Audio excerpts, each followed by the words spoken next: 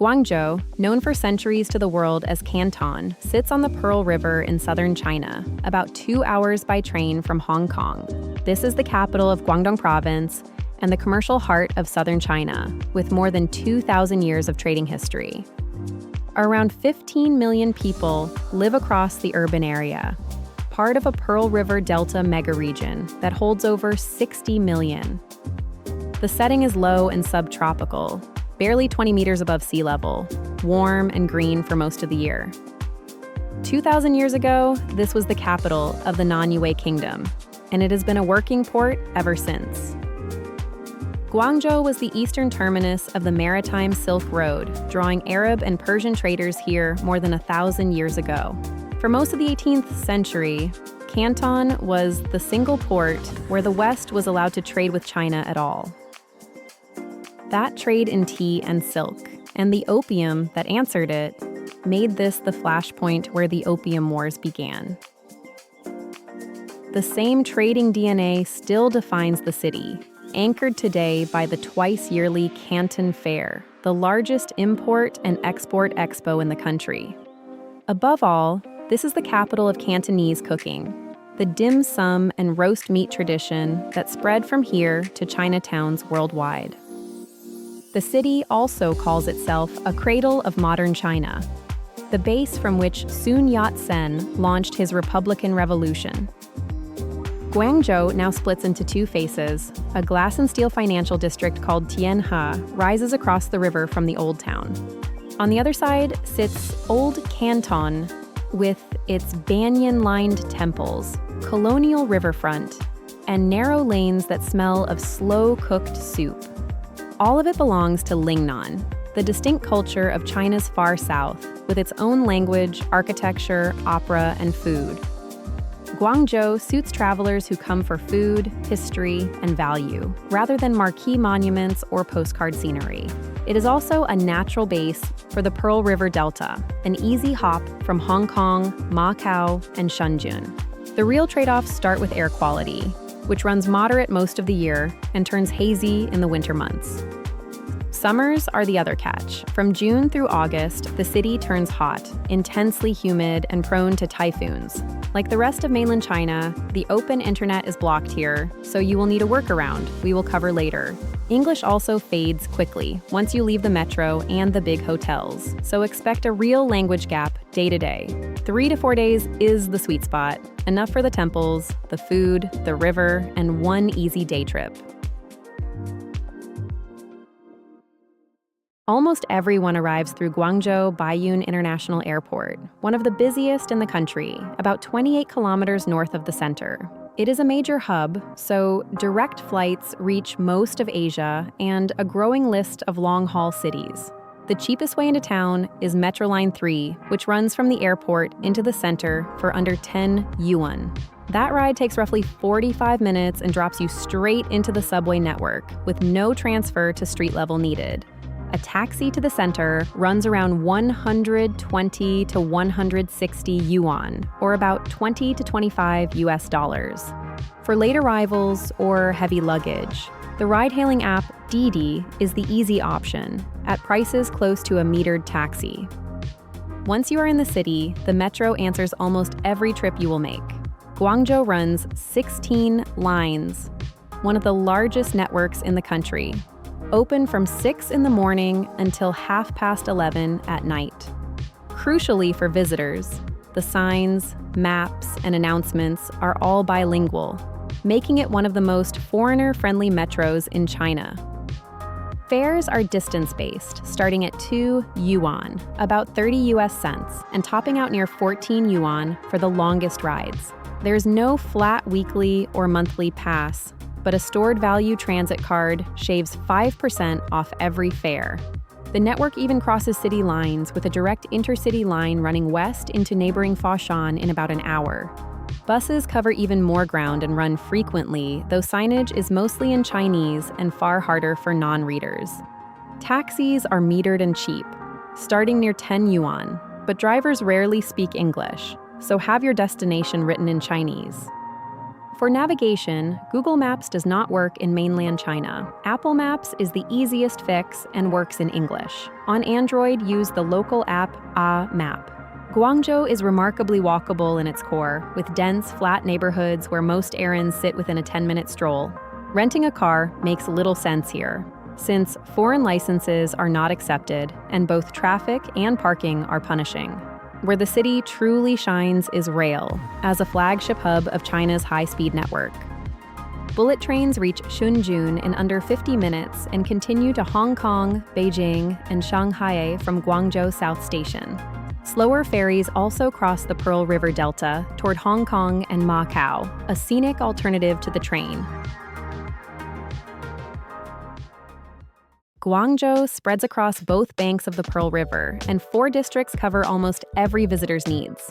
The modern choice is Tianhe, and specifically Zhujiang Newtown, the gleaming financial district on the river's north bank.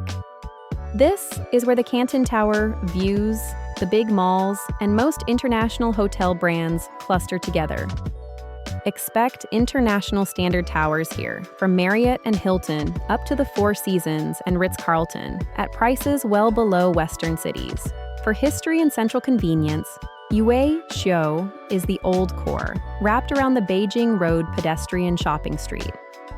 Yuexiu puts you within walking distance of ancient temples, Yuexiu Park, and a dense tangle of street food. For atmosphere, Liwan is Old Canton itself, home to Shamian Island and the city's deepest Cantonese food traditions. Liwan is also the heart of Old Shiguan, where covered arcades and merchant mansions recall Canton's 19th century trading heyday. It trades modern Polish for character, with colonial architecture, tea houses, and lanes that feel a century removed from Tianhe. Across the river, Hiju sits beside the Canton Tower and the Pazhou complex, where the Canton Fair is held. Haiyiju makes sense if your trip centers on the fair, or you simply want riverfront calm near the tower. On price, the city is a bargain by global standards across every tier of accommodation. A clean budget hotel runs around 220 yuan, roughly $30 a night. Mid-range comfort sits near 420 yuan, about $60, with international 4-star towers closer to 90. Backpackers do even better, with hostel dorm beds widely available for around 80 yuan, near $12. One quirk to know is that Chinese hotel star ratings tend to run about 1 star above their international equivalent. For most first-time visitors, Tianhe or Yuexiu strike the best balance of transit, dining, and sightseeing access. Couples and luxury travelers gravitate to Zhujiang Newtown, while culture seekers will be happiest in Old Liwan. Guangzhou rewards curiosity more than checklist sightseeing, but a handful of landmarks anchor any first visit. The defining icon is the Canton Tower, a 600-meter spire that twists above the river like a slender hourglass. Tickets to its observation decks run about 150 yuan, and the views are best timed for blue hour. At its feet, the nightly Pearl River cruise glides past the illuminated skyline, the city's signature evening experience. For the city's deep history, start underground at the mausoleum of the Nanyue King, a 2,000-year-old royal tomb. Discovered by accident in 1983, it preserves a Han Dynasty king buried in a jade burial suit with his treasures. Nearby, the Nanyue Palace ruins reveal the foundations and gardens of that same ancient kingdom beneath the modern streets. To understand Canton's trading age, the small Shirsan Hong Museum tells the story of the Riverfront 13 factories. That waterfront was where all Western trade with China was funneled for nearly a century, until the Opium Wars ended it. That history still stands on Shamian Island, a free, leafy sandbar of European mansions and quiet riverside cafes. A short walk away, the granite Sacred Heart Cathedral is a rare all-stone Gothic church raised by French missionaries. Older still is the Huai Sheng Mosque, founded in the 7th century and counted among the oldest mosques anywhere on Earth. Its plain, pale minaret once doubled as a lighthouse for the foreign traders sailing up the Pearl River. For classical Chinese sites, Yuexiu Park is a free green expanse holding the 5-ram statue, Guangzhou's founding symbol. Nearby stand two of southern China's oldest Buddhist temples, the Temple of the Six Banyan Trees and Guangxiao Temple. Both charge little or nothing to enter, and both predate the modern skyline by well over 1,000 years. The single best piece of traditional architecture is the Chen Clan Ancestral Hall, now a Guangdong folk art museum. For about 10 yuan, you get intricate carvings, ceramic roof friezes, and one of the finest Qing-era compounds in the south. Down in Zhujiang Newtown, the modern Guangdong Museum covers the region's art and natural history, and it is free to enter. For living tradition, the Cantonese Opera Art Museum sets its stages and courtyards inside a classic Lingnan garden. Guangzhou wears its revolutionary history openly too, as the base where Sun Yat-sen built the modern Chinese Republic. The grand octagonal Sun Yat-sen Memorial Hall honors him, while nearby museums trace the uprisings that followed. Shoppers gravitate to the Beijing Road and Shangxiaju pedestrian streets, where old arcades stack neon over centuries-old shop fronts. For old Canton atmosphere, Liwan or Lychee Bay threads restored canals and arcades through the Liwan district. Younger crowds drift to Red Torii, a former cannery-turned-art and cafe district on the city's east side. For green space, Baiyun Mountain rises on the northern edge, the city's lung, and an easy half-day of trails and viewpoints. Families have a real anchor here in Chimalong, a sprawling safari park, theme park, and water world south of the center. The safari park alone, with pandas, big cats, and a guided train through open animal enclosures, can fill an entire day. For a rainy day, the Guangdong Science Center is one of the largest science museums in the world, built for curious kids. When the city palls, day trips are easy, starting with Foshan, just an hour west on a direct intercity metro line. Foshan is the home of Southern Kung Fu, with an ancestral temple complex tied to the legends of Wang Fei Hung and Ip Man. Serious eaters press on to Shundu, a district widely regarded as the birthplace of refined Cantonese cooking. Further out, the Keeping Watchtowers are a World Heritage Site of fortified village mansions, about 2 hours by road. And the bullet train puts Hong Kong, Macau, and Shenzhen all within easy reach for a longer excursion. For first-time visitors, 2 days cover the essentials in a logical north-to-south rhythm. Day 1 starts in Yuexiu Park at opening, then the Non-Yue King's Tomb before lunch around Beijing Road. Spend that afternoon at the Chen Clan Ancestral Hall, then wander Shamian Island as the riverside light softens. Day 2 crosses to Tianhe for the Guangdong Museum and Huacheng Square, saving the Canton Tower and river cruise for evening. Food-focused travelers should build a slower 2-day loop anchored in Old Liwan. Begin day 1 with morning dim sum at a historic tea house, then walk it off along the Shangxiaju arcades. Use that afternoon for the canals of Liwan and a herbal tea stop, then a Cantonese roast meat dinner near Unning Road. Spend day 2 on a food pilgrimage out to Schwunda, about an hour away, for double skim milk and a long, leisurely lunch. Families get the most from a 2-day plan, split between animals and hands-on fun.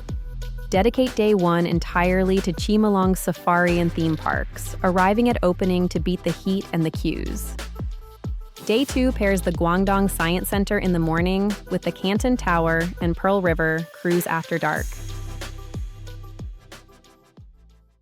If there is one reason to come to Guangzhou, it is the food, because this is the birthplace of Cantonese cooking. Cantonese cuisine prizes freshness and restraint, letting the natural flavor of each ingredient lead rather than heavy spice. The benchmark of any kitchen here is a simple steamed fish, judged on timing alone, pulled the instant it turns from translucent to just set. The daily ritual is yum cha, a leisurely session of tea paired with small dim sum plates.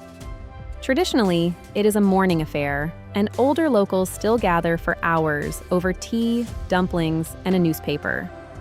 The dumpling that tests a chef is hak gao, a pleated shrimp parcel wrapped in translucent skin. Around it come pork shumai, silky chung fun rice rolls, barbecue pork buns, and lotus leaf-wrapped rice. A full dim sum, spread for one, runs around 60 yuan, a remarkable amount of food for under $10. Beyond dim sum, the city worships roast meats, the lacquered ducks and cha shiyu pork hung glistening in shop windows, Cantonese roast goose, and soy sauce chicken round out a tradition the rest of China borrows from. Just as central is soup, the slow-simmered tonic broths called lao huao tahang that open a proper Cantonese meal. Cooked for hours with herbs and roots, these soups are treated as everyday medicine as much as a course. Comfort food runs deep, too, in bowls of congee, wonton noodle soup, and sizzling clay pot rice. Save room for the sweets, especially the warm baked egg tart, the crackly pineapple bun, and silky double-skin milk. Locals also swear by Liang cha, a bitter, cooling herbal tea sold at storefront counters to balance the body's heat.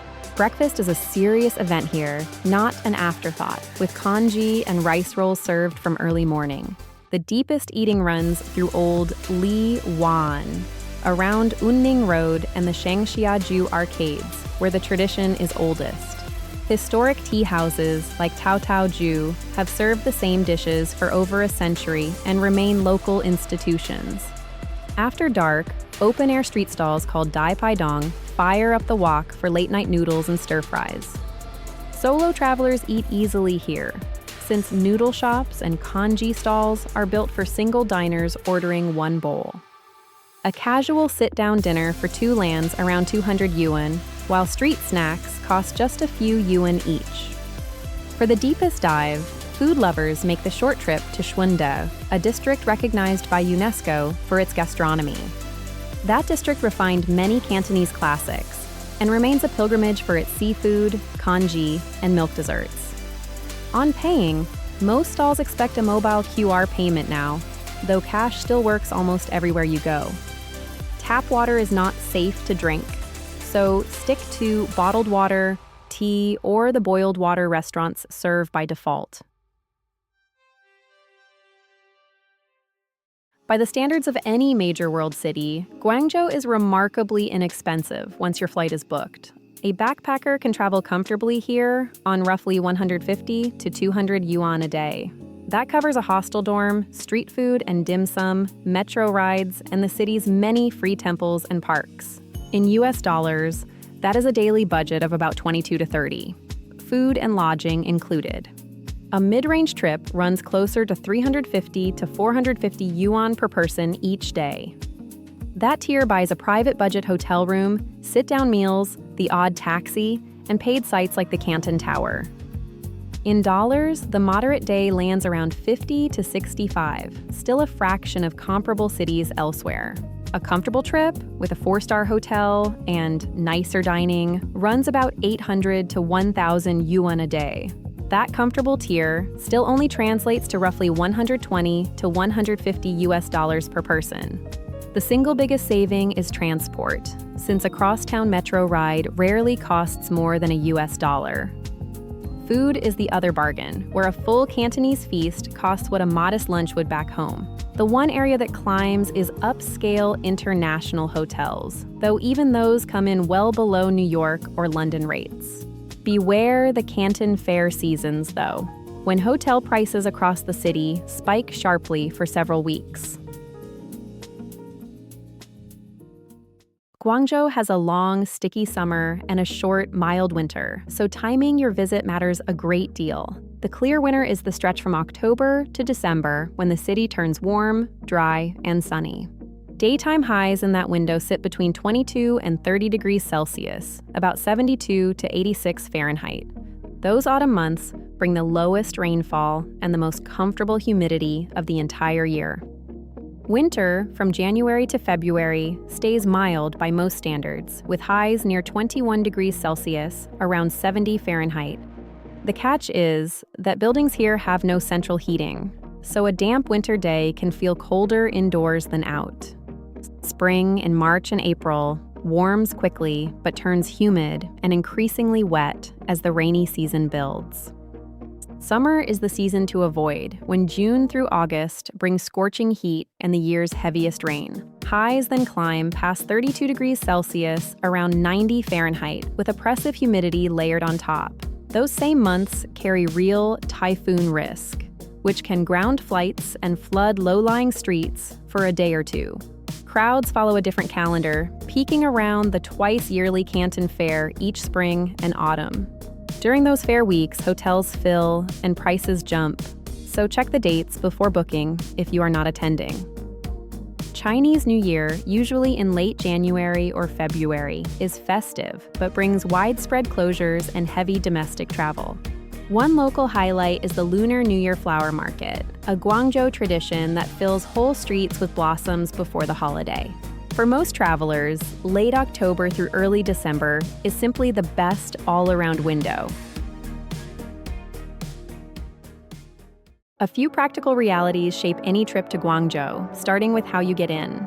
Visa rules have loosened fast, so confirm the current policy for your passport before you book.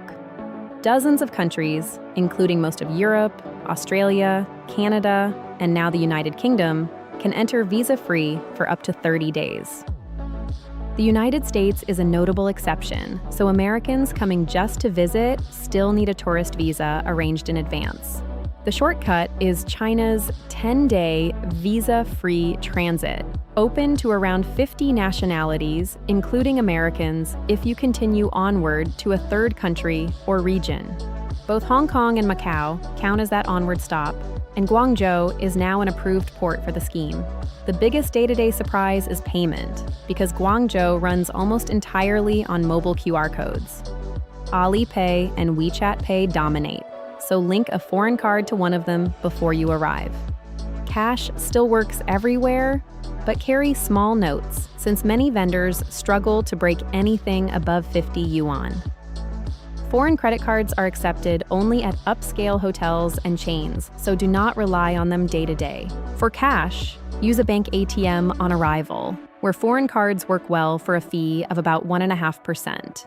The other essential is connectivity, because mainland China blocks Google, YouTube, WhatsApp, Instagram, and most Western apps. To reach them, install a VPN before you land, since you cannot download one once you are inside the firewall. An international eSIM or roaming plan is the simpler fix, as it routes your data outside the firewall automatically. A local Chinese SIM will not help here, since it sits behind the very same restrictions as everything else.